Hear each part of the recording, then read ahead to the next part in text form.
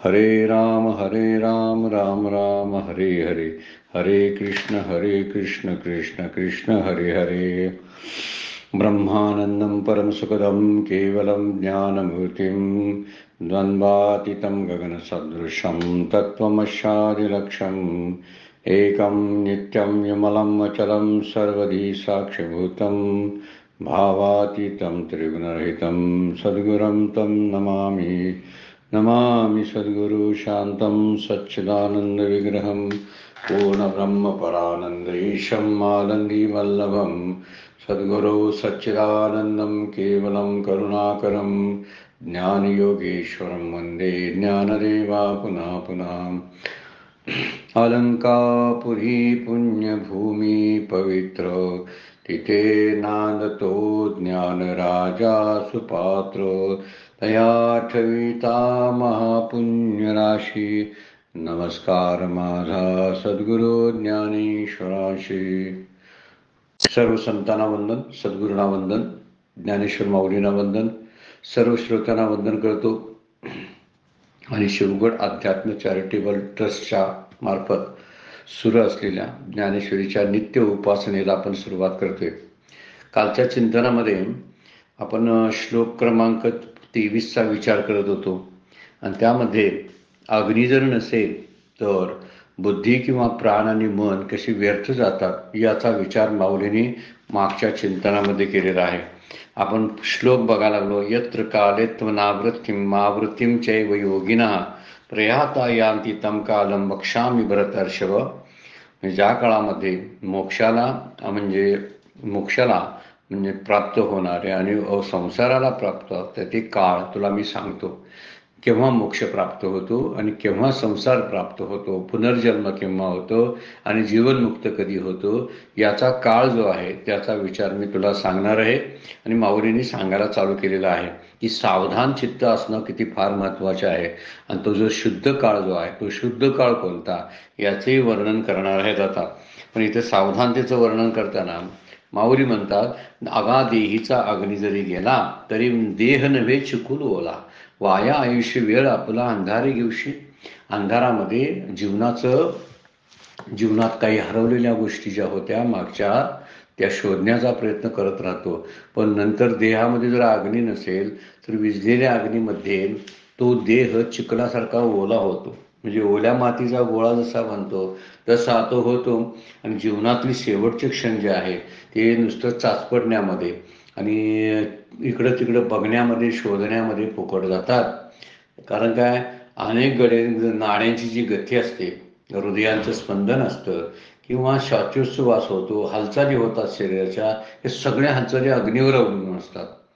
म्हणजे जसा दिवा विझला, काल आपण एक उदाहरण घेतलं होतं, घरात अचानकपणे दिवा विझला आणि लाईट गेला तर त्याचा विचार आपण करतो की जी ठेवलेली वस्तू आहे ती आपल्याला सापडत नाही। आणि तशीच ही जीवनामध्ये ज्या ज्या गोष्टीचं भोग ब्रह्मानुभव जो घेतलेला असतो, नामसाधना केलेली असते, त्या नामसाधनेचे अनुभव चाचपडण्यात आणि ती शोधण्यामध्ये हा वेळ निघून जातो, फुकट वेळ जातो। पुन्हा अग्नी जर गेला तर देहाचा चिखल होतो आणि आपला काही सुंदर क्षण जे आयुष्यातले आहेत ते आपल्याला पकडता येत नाहीत असं माऊली बोलतात। पुढची उभे आपण घेऊया तसाच आणि अर्थ, आणि मागील स्मरण आगवे ते तेने अवसरे सांभाळावे, मग देह तिजुनी मिळावे स्वरूपी की। मग त्या मरण प्रसंगी मागे जे अभ्यासलेलं असतं ते ब्रह्माज अनुसंधान पूर्णपणे सांभाळायचे आणि मग देह सोडून ब्रह्मस्वरूपात एकरूप व्हायचे असते। पण ते काहीच घडत नाही। अगोदर केलेलं नाम जे आहे ते नामाची आठवणच राहत नाही। कोणत्या काळामध्ये असा जेव्हा पुनरावृत्तीला येणार असतो तो देह, त्यावेळी अशी स्थिती होते की देहातला अग्नी निघून जर गेला तर अग्नीच्या अभावी या सगळ्या घटना घडत असतात।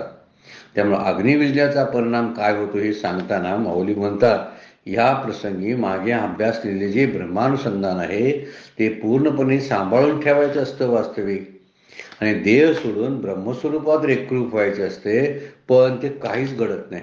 हे सगळं ठरवलेलं असेल कदाचित।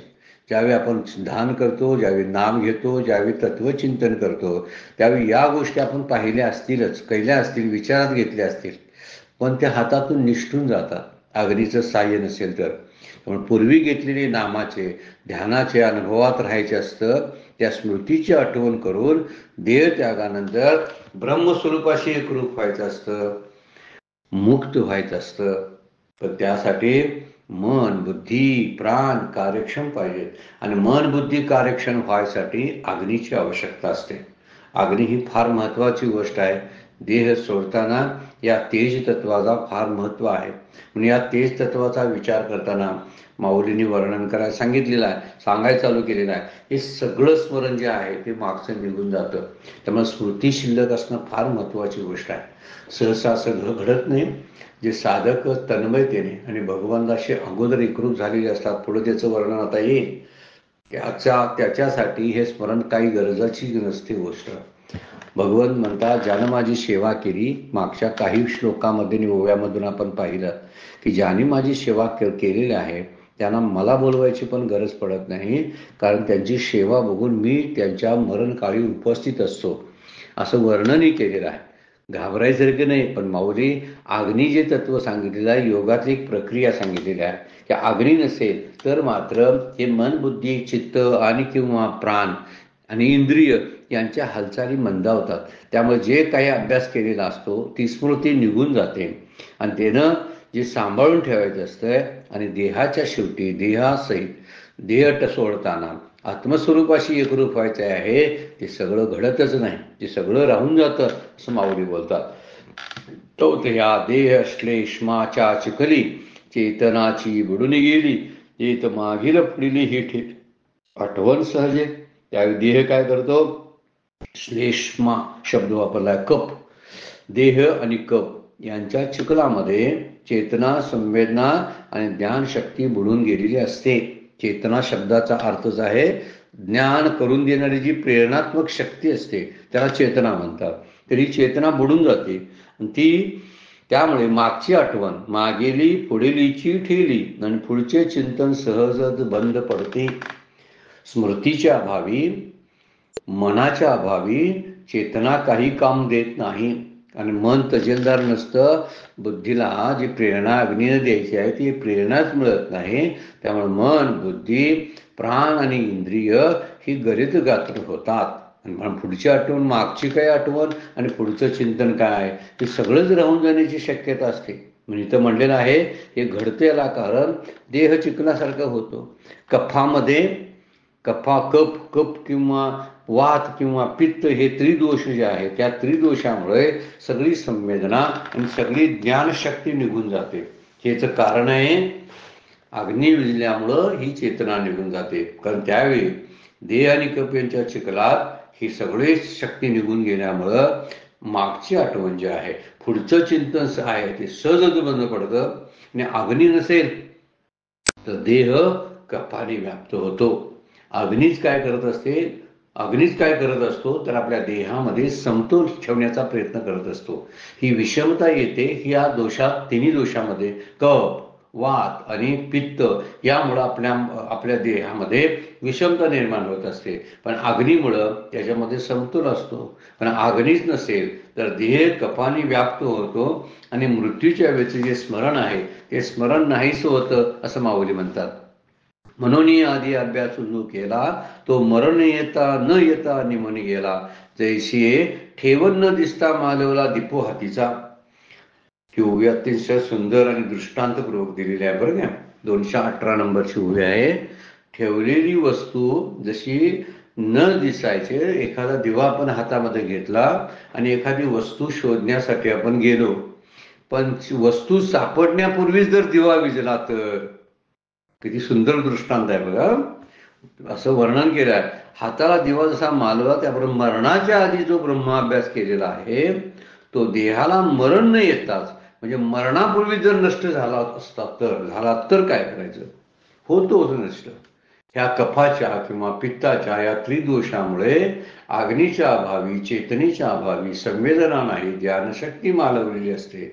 आणि म्हणून या सगळ्या गोष्टी जसा दिवा एखादी वस्तू देण्यापूर्वी मालवून जावा तसा सगळा ब्रह्माभ्यास मरण येण्यापूर्वीच मालवून जातो. म्हणजे होते काय, मरणापूर्वीच नष्ट झालेला असतो. देहाला मरण अजून यायचंच आहे आणि मरणापूर्वीच नष्ट झाला, याचा अर्थ की त्याचा जो फायदा करून घ्यायचा होता ते फार महत्वाचं आहे. विस्मरण झालेलं कसं असतं हे सांगताना माऊली बोलतात बघा. मरणापूर्वी जो ब्रह्माभ्यास केलेला असतो तो देहाला मरण न येताच, मरण अजून यायचं आहे तोपर्यंत नष्ट होतो. मग त्यासाठी दिव्याचा दृष्टांत. दिवा जसा एखादी वस्तू प्राप्त करून देण्यापूर्वीच मालवतो, म्हणून एखादा उदाहरण आपण घेऊया. वर्षभर एखाद्या विद्यार्थ्याने अभ्यास केलेला आहे आणि तो अभ्यास केला, खूप कष्ट घेतलं, बरोबर परीक्षेच्या वेळी जर त्याला ती उत्तरं आठवली नाही तर जी स्थिती होणार आहे तशी या साधकाची स्थिती होते. एवढा जन्मभर जो नाम साधना ध्यान साधनेचा अभ्यास केलेला असतो तो वाया जातोय की काय? कारण अग्नीच्या अभावी. त्यामुळे देहामध्ये अग्नी असणं ही फार महत्वाची गोष्ट माऊली सांगायला लागेल. आणि एवढ्या अग्नीच्या सांगण्यासाठी हे पुढचं सगळं घडणाऱ्या गोष्टी सांगतात. त्यामुळे चेतना जाते, चेतना गेल्यामुळे देहाचा चिखल होतो, कफामुळे सगळीकडे देहाला कप व्यापून टाकतो, त्यामुळे अंधकर्मय अशी स्थिती होते. त्यामुळे दिवा जसा मालवतो आणि हातातली वस्तू न दिसताच निघून जातो, तसं वस्तू मिळणार अशी स्थिती असताना दिवा विजला तर सगळं श्रम व्यर्थ जसं जातं, तसं ब्रह्माभ्यासाच्या पूर्णता कशात आहे? कृतार्थता. जो अभ्यास आपण केलाय तो मोक्षामध्ये रूपांतरित व्हायला पाहिजे, भगवंताची भेट झाली पाहिजे. पण भगवंताची भेटी अभावी भेट न होताच आपला जर प्राण गेला तर, आणि प्राण जाणे या शब्दाचा अर्थ माऊली म्हणतात दिवा विझणं.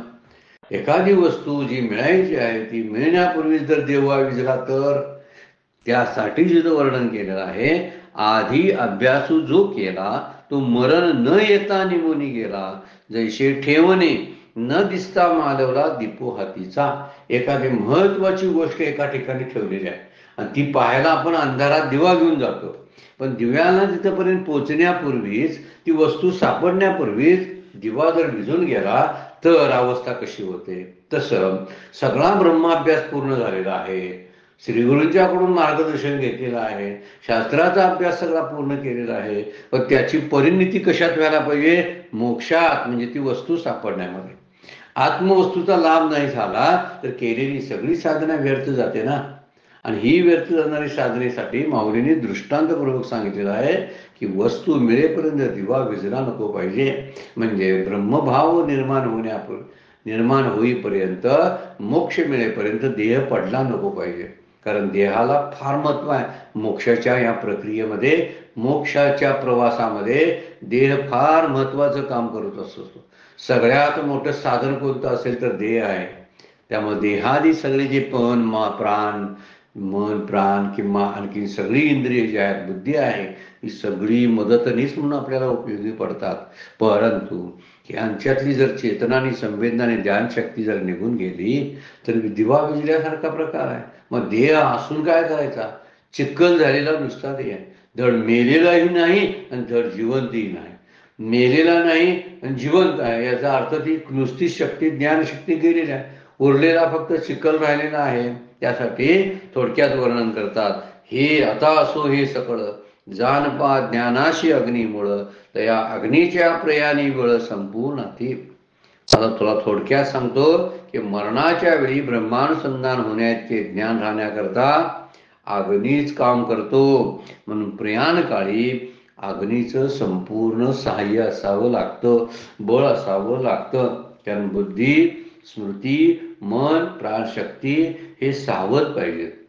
यासाठी अग्नी असेल ना तरच त्याचा उपयोग होतो. अग्नी नसेल तर यावर कुठलीही गोष्ट, जसं आपण इंधन नसेल आणि गाडी आपली नवी आहे किंवा गाडी सगळी सुस्थितीमध्ये आहे, त्याच्या टायर्स चांगले आहेत, त्याची मशिनरी चांगली आहे, सगळं काही चांगलं आहे, पण त्यात जर इंधन नसेल तर जशी गाडीची अवस्था होते तशाच प्रकार या ठिकाणी वर्णन केलेलं आहे. ब्रह्मवस्तूची प्राप्ती न होता जर हा देह गेला तर काय उपयोगाचा आहे?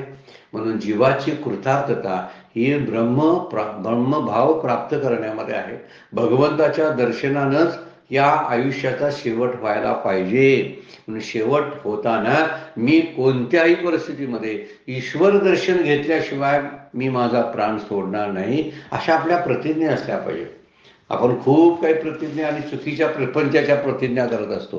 मी असं केल्याशिवाय मरणार नाही, मी तसं केल्याशिवाय मरणार नाही, हे पद भूषवल्याशिवाय मी जाणार नाही, नातवाचं मुख पाहिल्याशिवाय माझे मी डोळे मिटणार नाही. काय प्रतिज्ञा असतात आपल्या बघा. आणि किती चुकीच्या प्रतिज्ञा आपण करत असतो. याच्यापेक्षा कोणती प्रतिज्ञा असली पाहिजे? याच आयुष्यामध्ये आत्ताच मी या प्राप्तीचा विचार करणार आहे आणि मोक्ष प्राप्त करून घेतल्याशिवाय, परमात्म्याचं दर्शन झाल्याखेरीज मी माझा प्राण सोडणार नाही, अशी आपली प्रतिज्ञा असली पाहिजे. पण थोडक्यात माऊली वर्णन करतात, अग्नीचं महत्त्व पूर्णपणे दिलेलं आहे या सगळ्यामध्ये. मग वरच्या ओव्या ज्या आपण सगळ्या पाहिल्या त्या ठिकाणी स्मृती अंधळी होते म्हणतात, बुद्धीत भ्रम निर्माण होतो, मन मरून जातं, सगळा चेतना वर्ग जो आहे तो काय होतो, मरणकाळी जे आहे ते अनुसंधान टिकवणं फार अवघड जातं. कारण सावध होणं तर त्या ठिकाणी अग्नी असायला पाहिजे. म्हणून तर ही घडे सावायो अग्नी अथी, अग्नीचं जर सहकार्य मिळालं तरच आपल्याला ह्या गोष्टी मिळू शकतात असं माऊली बोलतात.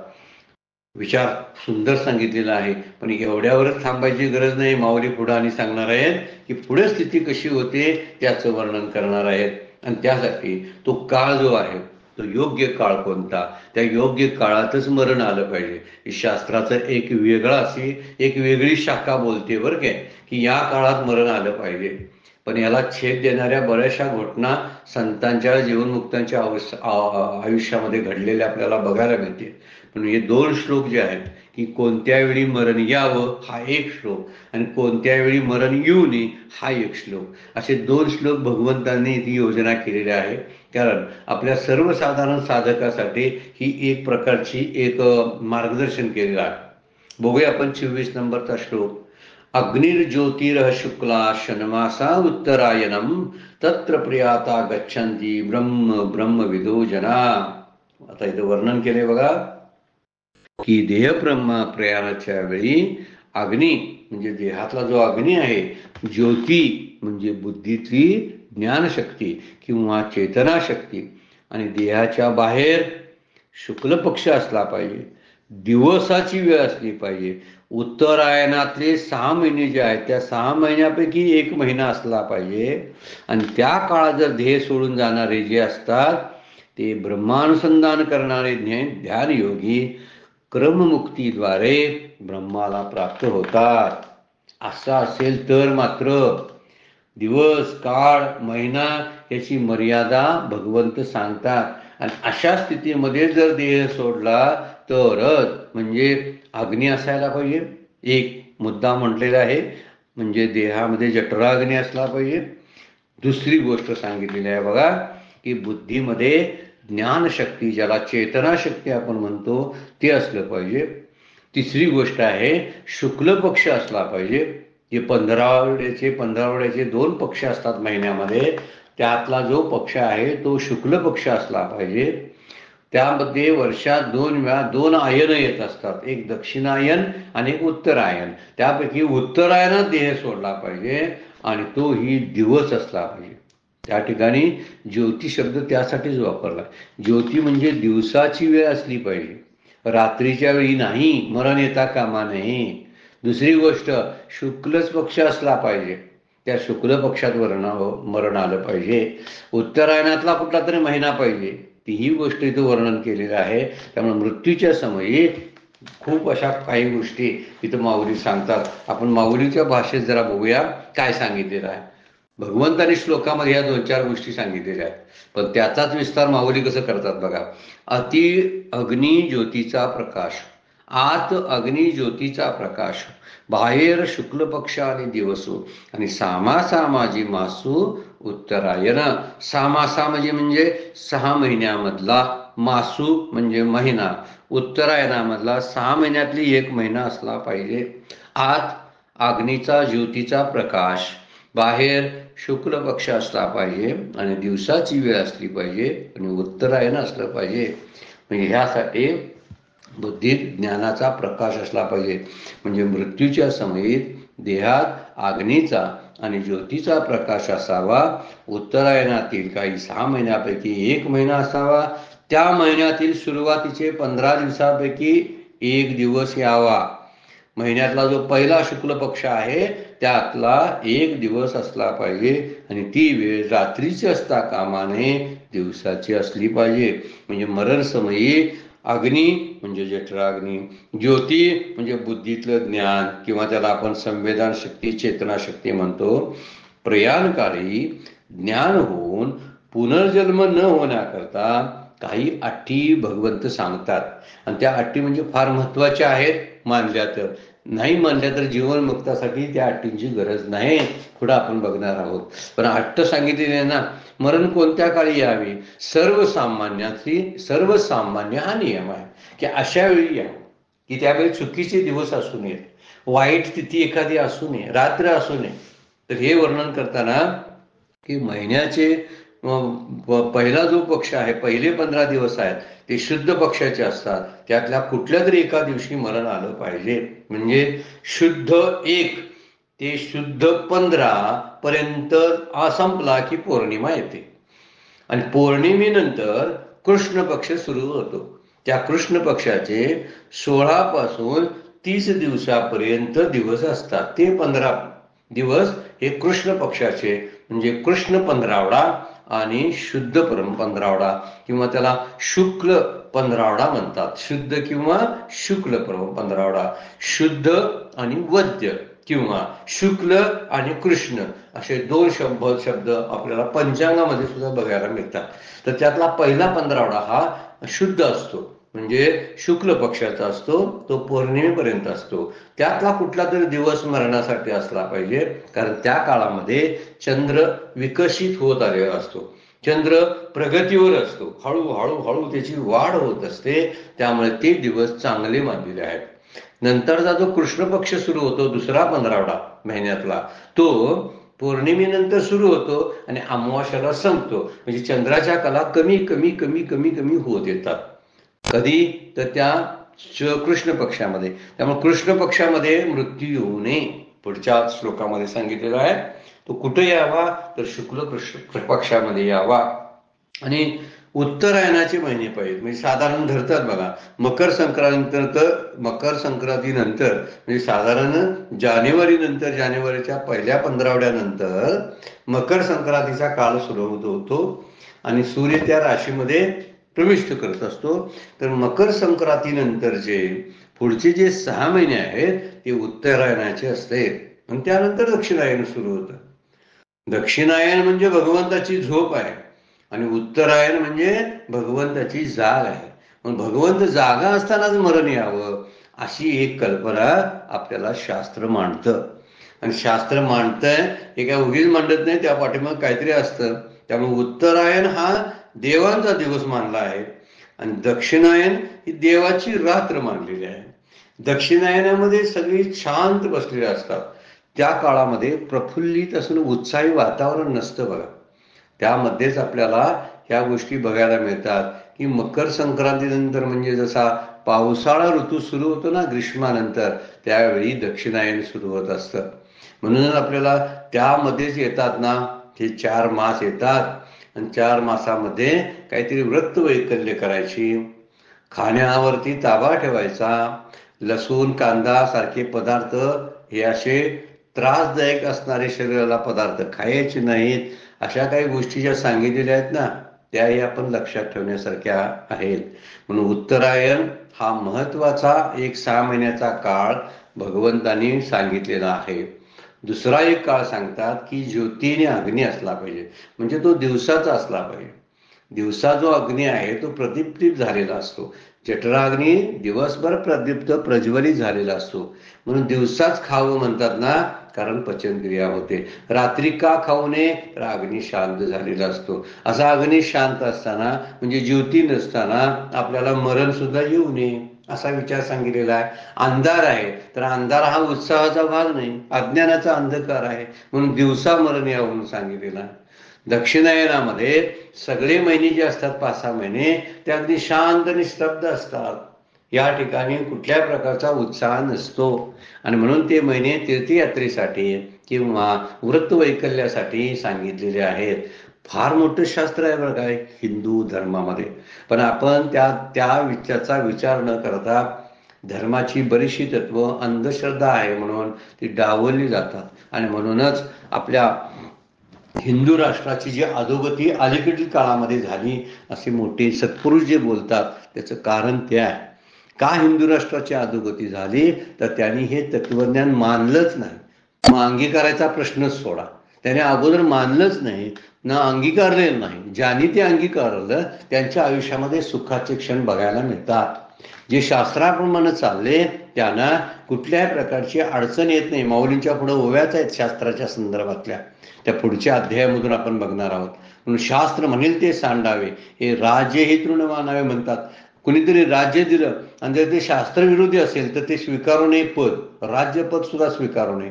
किंवा एखादं विष आहे, काय म्हटलेलं आहे, विष आहे आणि ते मला मात्र माझ्या दिशेसाठी शास्त्र म्हणते ते चांगलं आहे, तर विष असेल तरी सुद्धा ते घ्यावं असं शास्त्रानं वर्णन केलेलं आहे. त्यामुळे शास्त्र म्हणेल तेच केलं. तस्मात शास्त्र प्रमाणम इथं वर्णन केलंय. उत्तरायण, अग्नी, अग्नी म्हणजे दिवसाची वेळ आहे. फार महत्वाचे क्षण सांगितलेले आहे. दिवसाची वेळ पाहिजे म्हणजे अग्नी पाहिजे, ज्योत तेवत असलेली पाहिजे. म्हणजे दुसरी गोष्ट उत्तरायण नको म्हणजे सामसूम झालेले सगळे महिने जे असतात ना त्या महिन्याचा काही उपयोग नाही. आणि तिसरी गोष्ट सांगतात की त्यामध्ये शुक्ल पक्ष असायला पाहिजे. आणि शुक्ल पक्ष हा उत्साहवर्धक शुक्ल पक्ष आहे, तो शुभ पक्ष मानला जातो. नंतरचा तो पक्ष जो आहे तो कृष्ण पक्ष जो आहे तो काळा कुठ्ठ मानला जातो. कृष्ण नावच आहे, कृष्ण म्हणजे काळा आणि शुक्ल म्हणजे पांढरा असं म्हणून म्हणलेलं आहे. देवाचा काळ असतो तो. उत्तरायणातला हा देवाचा दिवस असतो आणि दक्षिणायन हे देव का त्या झोपलेले असतात. त्यामुळं सगळ्याच गोष्टी शांत असतात. आपला रोजचा अनुभव बघा, आपण कधी वर्षाची अशी गणना कधी केलेली नसते आणि त्यामुळे आपल्याला माहीत नसतं. वर या काही गोष्टी भगवद्गीता आपल्याला सांगते, खोलात जाऊन पंचांग आपल्याला खूप काही सांगत असतं. असो तर यामध्ये म्हणतात अग्नी म्हणजे जठराग्नी असला पाहिजे. आणि हे जे महिन्याचे 2 पक्ष सांगितलेले आहेत त्या 2 पक्षापैकी पहिला शुक्ल पक्ष जो आहे की ज्याला शुद्ध म्हणतात तो शुद्ध पक्ष चालू पाहिजे. आणि मकर संक्रांतीनंतरचे जे 6 महिने आहेत ते 6 महिने फार महत्वाचे आहेत. तर त्यात मरण यावं, कारण उत्तरायण हे देवांचा दिवस असतो, दक्षिणायन ही देवाची रात्र असते. वर्णन करताना माऊली म्हणतात आत अग्नी ज्योतीचा प्रकाशू, बाहेर शुक्ल पक्ष आणि दिवसू, आणि सामासा माझी मासू उत्तरायण, ऐशिया समयोगाची निवृत्ती, लाहुनी जे देह ठेविती, ते परब्रह्मची होती ब्रह्मवेद. या काळामध्ये समान युगाची सत्यता प्राप्त होऊन जे देह ठेवतात ते ब्रह्मानुसंधान करणारे ध्यानयोगी ब्रह्मरूप होतात. म्हणजे असा योग साधता आला पाहिजे. ही सिद्धता जर लाभली तर जे योगी भक्त जे या काळात जे देह ठेवतात ते ब्रह्माशी एकरूप होतात. पण वरील प्रमाणे अयन किंवा पक्ष किंवा दिवस हे जुळून यावं लागतं. केवढा मोठे योग आहे बघा. हे सगळे योग एकत्र येणं किती अवघड असेल सांगा बघू, किती कठीण आहे सांगा. पण तरी सुद्धा त्याचा विचार आता पुढच्या श्लोकामध्ये भगवंत करणार आहेत. आता मात्र सांगितलेलं आहे सर्वसाधारण शास्त्राचा नियम सांगितलेला आहे. आयन कोणतं, उत्तरायण. पक्ष कोणता, शुक्ल पक्ष. नंतर दिवसाचा काळ कोणता, 24 तासातला तर पहिले 12 तास, नंतरचे 12 तास नाही. आणि पुढे म्हणतात की अग्नी आत म्हणजे दिवसाचा काळ असला पाहिजे. म्हणून त्यामध्ये म्हणतात की ऐशिया समयोगाची स्थिती, असं समत्व झालं पाहिजे, असा योगायोग जुळून आला पाहिजे. ह्या 4 गोष्टी एकत्र असायला पाहिजे तर ते करणार. अवधारी गा धनुर्धरा, अवधारी म्हणजे लक्षात ठेव. येतवरी गा सामर्थ्य या अवसरा, या काळात या मर्यादेपर्यंत सामर्थ्य आहे. देवीची हाऊजू मार्ग स्वपुरा यावयापय. आणि त्या निजधामाला जाण्यासाठी किंवा ब्रह्मस्वरूपाला मोक्षाला जाण्याकरता हा सरळ मार्ग आहे. का सरळ मार्ग आहे, या काळात मृत्यूनंतरची गती असते ती वेगात होत असते. आणि वरच्या लोकांमध्ये तो सूक्ष्म देह जो आहे तो वरच्या लोकांमध्ये जात असतो. मग तिथं पुढे काय होईल, ते पुण्य किती असेल, त्यानंतर खाली येईल, हा भाग नंतरचा आहे. पण त्याचा वेग जो आहे तो वाढतो दिवसाचा. आपणच विचार केला तर लक्षात येईल. रात्रीचा प्रवास केलेला आणि दिवसाचा प्रवास केलेला, कुठल्यात आपल्याला समाधान आणि चांगली गोष्ट वाढते सांगा? कोणता आपला प्रवास सुखाचा होतो? तर दिवसाचा होतो. दिवसाच्या काळी सगळ्या गोष्टी उपलब्ध असतात. रस्त्याला कुठं खाण्याची, पाणी पिण्याची सोय व्यवस्थित होत असते. दिवसात सगळं दिसत असतं, त्यामुळं गाडी चालवायला सोपं जात असतं. सोप्या सोप्या गोष्टी आहेत बघा. म्हणून त्यातच सांगितलेलं आहे, रात्रीची वेळ असेल तर सगळे प्रॉब्लेम येत असतात. म्हणून इथं वर्णन करतात, रात्रीची वेळ नको पाहिजे. त्यासाठी असा योग जुळून आला पाहिजे. अवधारिका धनुर्धरा येतवरी सामर्थ्य या अवसारा, देवीचे अवजू मार्ग सोपरा यावया. म्हणजे या काळाचे सामर्थ्य इथपर्यंत आहे की जाते वेळी या शेवटच्या क्षणाचे जे सामर्थ्य आहे ते जबरदस्त आहे. लक्षात ठेव, शेवटचा क्षण फार महत्वाचा आहे. त्यामुळे आत्मस्वरूपापर्यंत पोहोचण्यासाठी हा सरळ मार्ग आहे. पुढे काय म्हणतात बघा, येता अग्नी हे पहिले पायतरे. पायतरे म्हणजे पायरी. अग्नी ही पहिली पायरी, ज्योतिर्मय हे दुसरे, दिवस जाणे तिसरे आणि चौथे शुक्ल पक्ष. आता पायऱ्या सांगायला चालू केले बघा. अग्नी ही पहिली पायरी आहे. म्हणजे त्यानंतर ज्योतिर्मय म्हणजे चेतनाशक्ती, त्याला ज्ञानशक्ती म्हणतात. ती ज्ञानशक्तीची ज्योती, नुसता अग्नी असून चालत नाही, तर अग्नी प्रज्वलित झालेला अग्नी, तो त्याला ज्योत म्हणतात. म्हणजे जी सावधान बुद्धी असते ना, त्याला ज्योत म्हणतात. नुसती बुद्धी नाही, नुसती बुद्धी असू शकते, पण सुबुद्धी किंवा सद्वासना ज्याला आपण म्हणतो त्याला ज्योती म्हणलेलं आहे. त्यामुळे ज्योती स्वरूप ज्ञान ही दुसरी पायरी आहे. आत्मज्योतीचा दिव्य प्रकाश त्याला म्हणतात. हा दिव्य प्रकाश दुसरी पायरी आहे. पहिली पायरी अग्नी, दुसरी पायरी ही ज्योत, आत्मज्योतीचा दिव्य प्रकाश, आणि दिवस ही तिसरी पायरी. तिसऱ्या पायरीला दिवस येतो आणि चौथ्या ठिकाणी शुक्ल पक्ष ही चौथी पायरी आहे. हे सगळं जुळून यावं लागतं. आणि सामास उत्तरायण. आता पाचवा मुद्दा सांगतात बघा, हे वरची लगा सोपान, शेवटचा जिण्याची पायरी कोणती असेल, जिथं आपण पोहोचणार आहोत, ती उत्तरायणाची पायरी. येणे सायुज्य सिद्धी सदन पावती योगी. या असे पायरी पायरीनी जीव ब्रह्मेक रूप मोक्षाच्या घराला ते योगी प्राप्त होतात. म्हणजे उत्तरायण ही फार वरची पायरी सांगितलेली आहे. एक अग्नी, नंतर ज्योती, तिसरं सांगितलं दिवस, चौथं सांगितलं शुक्ल पक्ष, आणि शेवटची पायरी उत्तरायणाची. या सगळ्या पायऱ्या जर एकरूप होत असतील, जुळून येत असतील, या 5 पायऱ्यांनी योगी ब्रह्मस्वरूपासाठी हे 5 सोपान सांगितलेले आहेत. माऊली म्हणतात ना, वरचीलगा सोपान. सोपान म्हणजे पायरी. तर त्या वरच्या पायरीवर तो ब्रह्मप्राप्ती करून घेऊ शकतो. पुढे काय म्हणतात, हा उत्तम काळू जाणेजे, या ती अर्चिरादी मार्ग म्हणजे. हा सगळ्यात श्रेष्ठ काळ मानला जातो आणि याला शास्त्रीय भाषेमध्ये अर्चिरादी मार्ग म्हणतात. म्हणजे सूर्याचा मार्ग म्हणतात. अर्चिरादी मार्ग म्हणजे सूर्याचा मार्ग म्हणलेला आहे. आता अकाळू तो जे सांगेन ऐक. आता काळ कोणता सांगितला, आता अकाळ म्हणजे अयोग्य वेळ कुठली ती सांगायला चालू आहे.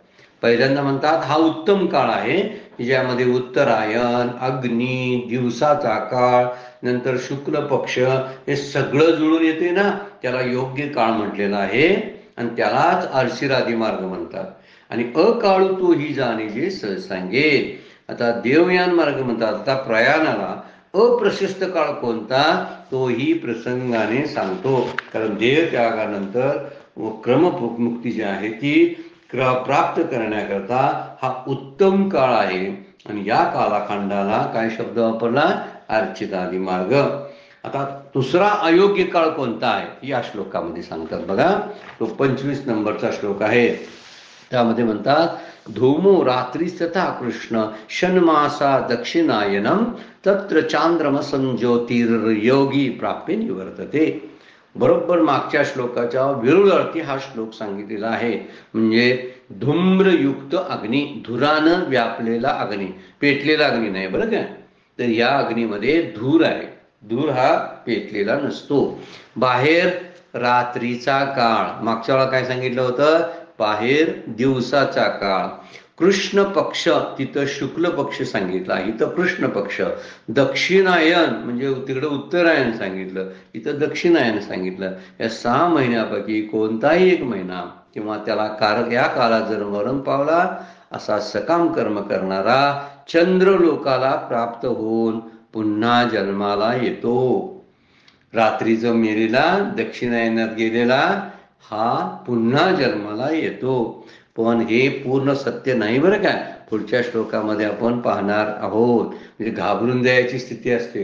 मग आपण लगेच विचार करायला लागतो, माझे नातलं कुठल्या कुठल्या महिन्यात गेलेत, मग ते दक्षिणायनात गेलेत, मग कुठं गेले असतील, चंद्रलोकामध्ये गेले असतील, काय परत जन्माला आलेत, असं आपल्याला वाटत असतं. हा विचार करत बसण्यासारखं नाही. फक्त विचार करायचा, धूम्र याचा अर्थ अंधकारमय असा अज्ञानाची स्थिती आहे. रात्रीचा अंधाराचा काळ आहे. पक्ष पण काळा कृष्ण पक्ष आहे. दक्षिणायनातला महिना कुठलाही जर बघितला तर सगळे सुन्न असतात, महिने स्तब्ध झालेले असतात, त्यामध्ये हालचाली नसतात. त्यासाठी माऊलीने आता वर्णन केले, या काळामध्ये धूरयुक्त धुमसणारा अग्नी असतो, रात्रीचा काळ असतो, दक्षिणायन असतं. या काळात मरण पावलेला योगी जो असतो तो चंद्रलोकावर प्राप्त होतो आणि तिथून पुण्य संपल्यानंतर परत मृत्यू लोकामध्ये जन्माला येतो. पहिलीच उभी माऊली बोलतात बघा, तरी प्रयाणाची अवसरे वात श्लेष्मा सुभरे, तेने अंतःकरणी अंधारे कोंदले ठाके. आता अग्नी नसतो, त्यामुळं वात आणि कप त्याच वेळी असतात. म्हणलेलं आहे वात श्लेष्मा सुभरे. या मरणाच्या वेळी देहात विषमवात म्हणजे कप गच्च भरलेला असतो. त्यामुळे अज्ञान अंतःकरणामध्ये अंधकार, अज्ञानाचा अंधकार कोंदाटून राहिलेला असतो. अंतःकरण काहीही काम करू शकत नाही, असा तो काळ आहे. मग यामध्ये स्मृती शिल्लक असेल काय सांगा बघू. बुद्धी जर विजलेलीच आहे, मन मरून गेलेलं आहे, देह चिकल्यासारखा झालेला आहे. अगोदर अग्नीचं महत्व त्यासाठी सांगितलं. म्हणून अग्नीच्या काळामध्ये ज्याला मृत्यू येतो, अग्नी प्रज्वलित असताना त्याची गती ब्रह्मप्राप्तीच्या दिशेनं होत असते. आणि ज्याचं अंधारामध्ये चालू असतं तिथं चाचपडणं असतं, अज्ञानाचा अंधकार असतो, त्यामुळे तो चंद्रलोकाला जाऊन मिळतो. म्हणून वर्णन करतात, सवेंद्रिया लाकूड पडे. आता स्थिती कशी होती ते सांगायला लागलेल्या. सर्वेंद्रिया लाकूड पडे, स्मृती भ्रमा माझी बुडे, मन होय वेडे कोंडे प्राण. आता इंद्रिय, नंतर स्मृती, मन आणि प्राण यांची स्थिती काय होते हे या ओवीमध्ये सांगतात. काय म्हणतात बघा, सर्व इंद्रिये लाकडासारखे कडक आणि जड होतात, हालचाली सगळ्या मंदावतात, थंड पडायला शरीर चालू होतं. मृत्यूचे शय्येवरती शेवटचे क्षण मोजणाऱ्या लोकांचा आपल्याला जर उदाहरण समोर असेल, काही कुणी जवळून पाहिलं असेल तर त्यांच्या लक्षात येईल. पाय थंड पडायला चालू होतात, हात थंड पडायला चालू होतात. ही थंड करण्याची प्रक्रिया पायापासून सुरू होऊन हळूहळू हळू डोळ्यापर्यंत, मस्तकापर्यंत जाते. हा अनुभव सगळ्यांना घेण्यासारखा आहे. स्वतःला घेता येणार नाही, पण जवळच्या नातलगांचा तरी आपल्याला घेता येईल. सगळ्या इंद्रियांची लाकडासारखी स्थिती होते. सर्वेंद्रिया लाकूड पडे म्हणजे ते लाकडासारखे जड होतात, कडक होतात. स्मरणशक्ती गोंधळलेली असते, मन वेड झालेलं असतं, प्राण कोंडलेला असतो, जीव तडपडत असतो, श्वास कोंडतो आणि आतमध्ये अस्वस्थता निर्माण होत असते. काही माणसं अळुके पिळुके देत असतात, ओरडत असतात, काही जण पाय घासत असतात. हे कारण काय? प्राण कोंडल्यामुळं. ही स्थिती कशामुळे होते म्हणून सांगतात माऊली, हे दक्षिणायनातली स्थिती सांगायला चालू केलेली आहे. म्हणून त्यामुळे इंद्रियांची लाकूड पडे म्हणजे इंद्रियांचे सगळे व्यवहार थांबतात आणि अग्नीच्या जी उष्णता असते ती उष्णता निघून गेलेली असते. त्यामुळे इंद्रियांचं व्यवहारच होत नाही. काय जे चालू आहे ते अग्नीमुळे चालू असतं, ते सगळे व्यवहार थांबतात आणि केलेला अभ्यास जो आहे त्याचं स्मरण राहत नाही. म्हणून स्मृती भ्रमा माझी पुढे, काय आठवत नाही. समोर माणसं जरी उभं असली आपले नातलं ओळखत नाही, मन वेडं होतं. वेडेपिशे म्हणजे काहीतरी विचार करायला लागतं. अग्नीच्या उष्णतेचा अभाव झाल्यामुळे स्मरण कुठलंच राहत नाही, मनाचे व्यवहार थंडवतात, प्राणाचे शरीर आपली व्यवहार जे असतात ते बंद पडलेले असतात. सगळ्या हालचाली कशा बंद पडतात याचं वर्णन सर्वेंद्रिया लाकूड पडे, स्मृती भ्रमा माझी बुडे, मन होय वेडे कोंडे प्राण, अग्नीचे अग्निपण जाये. अग्नीचा जो अग्निपणा असतो तो निघून जातो. म्हणजे जठराग्नी विझल्यामुळे शरीरात उष्णता उरत नाही, मग तो धूमची अवघा होय. जळत नसल्यामुळं, अग्नी अपुरा असल्यामुळं धूरच होतो. धूर शब्दाचा अर्थ आहे काळा कुट्ट अज्ञानाचा अंधकार, ह्या अग्नीचा धूर होतो.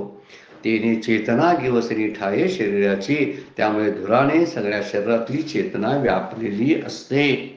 त्यामुळे चेतना शरीरात कोडलेली असते, मन बुद्धी प्राण्यांचे व्यवहार होत नाही. आणि त्यासाठी आता पुढे दृष्टांतपूर्वक सांगतात बघा, अग्नीचे अग्नपण जाय, मग तो धुमची अवघा होय, ते तर चेतना गिवसली ठाय, व्यापलेली असणे, गिवसली म्हणजे व्यापलेली, ठाये शरीरीची, शरीराला व्यापून राहते आणि सगळा धुरामुळं अंधकार असतो. हा अंधकार म्हणजे अग्नीचा असतो. उदाहरण बघा दिलंय, जैसे चंद्रा आड आभाळ, सदट वदाटे सजळ, मग गडद ना भुजाळ, ऐसे झावळे होई. चंद्राच्या आड दाट आणि सजळ असा आभाळ जर गच्च भरावं आणि त्यावेळी धड गडद अंधकारही नसतो किंवा लख प्रकाश नसतो, असं अंधुक वातावरण आपल्याला बघायला मिळतं. चंद्रा उदाहरण दिलेलं आहे बघा. काळे कुट्ट ढग जर असतील ना तर चंद्र प्रकाशित असून सुद्धा उपयोग होत नाही.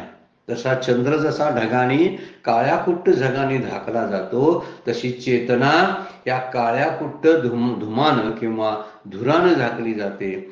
आकाशात अंधारही न्यावी नसतो, मात्र चंद्रप्रकाश असताना अंधार थोडासा कमीच असतो, पण प्रकाशही नसतो, अंधारही नसतो आणि प्रकाश नसतो, असं धुसर वातावरण तयार होतं. बुद्धीत काय आठवत नाही, आठवलेलं निष्ठून जातं. काहीतरी लक्षात यावं म्हटलं आणि नातलगाशी बोलावं म्हटलं तर बोलणं सुचत नाही, कारण बोलण्याला शक्ती उरलेली नसते. वाणीची देवता तेज आहे, अग्नी आहे. त्यामुळे अग्नीतली शक्ती जर निघून गेली त्याची वाणी बंद पडते. म्हणून म्हणतात आज बोलायचं त्या पेशंटनं बंद केलेलं आहे, म्हणजे लवकरच जाणार आहे. शेवटचा अग्नी जो डोळ्यातून बाहेर पडतो बरं काय, आणि डोळ्यातून बाहेर पडला म्हणजे तेज तत्व डोळ्यातून जात असतं. कारण तेज तत्वाचं काम जे आहे, रूप जे दाखवतं ते अग्नीमुळं असतं. त्यामुळं रूपाचा पाठीमागची देवता जी अग्नी देवता आहे ते निघून जाते, म्हणून डोळे पांढरे होतात. डोळे पांढरे झाले की लोक समजतात की मग पोटाला तपासतात. जिथं जठराग्नी आहे, गरम लागत असेल तर काही काळ अजून रखणार, पण ज्यावेळी थंड होतो अग्नीना त्यावेळी त्याला मग इथला अग्नी थंड झाला की दुसरा अग्नी त्याला घेऊन उचलून जातात, असा अर्थ सांगितलेला आहे. त्यामुळं जसं चंद्र हा काळा कुट्ट आभाळाच्या खाली दडलेला असतो ना, अशी धुसर स्थिती निर्माण होते. काळ्या ढगाने चंद्रप्रकाश अनुभवता येत नाही, अशी स्थिती होते. फार सुंदर वर्णन करायला चालू आहे. आपण पुढे अजून जाऊन हे वर्णन बघणार आहोत. आज वेळ संपली. आजची सेवा सद्गुरूंच्या चरणी भगवान ज्ञानेश्वरांच्या चरणी अर्पण करून विराम घेऊया. पुंडलिक वरदारी विठ्ठल श्री ज्ञानदेव तुकाराम. विठ्ठला विठ्ठला विठ्ठला विठ्ठला विठ्ठला विठ्ठला.